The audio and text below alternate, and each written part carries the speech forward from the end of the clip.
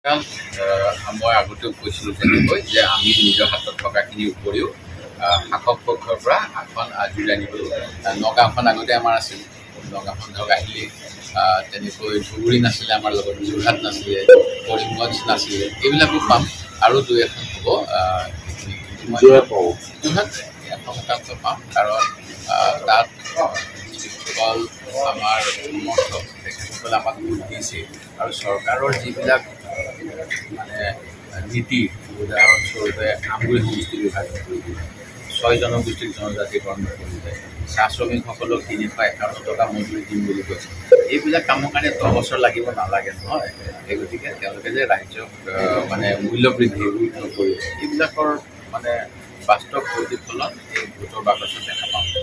আৰু আমাৰ ভাল হ'ল হয় যদি আমাক চৰকাৰে লেভেল প্লেইং ফিল্ড দিলে হয়।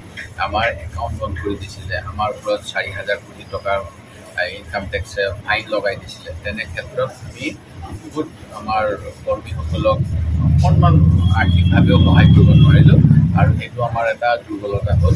নহ'লে এইবাৰ ৰাইজে বিজেপি দলক প্ৰত্যাখ্যান কৰিবলৈ সম্পূৰ্ণ সাজু আছিল, আৰু এতিয়াও সেইটোৱে হৈছে।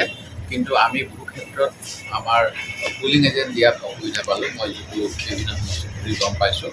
আৰু বিজেপি দলে আপোনালোকে জানে চিণ্ডিকেট চলাই থাকে।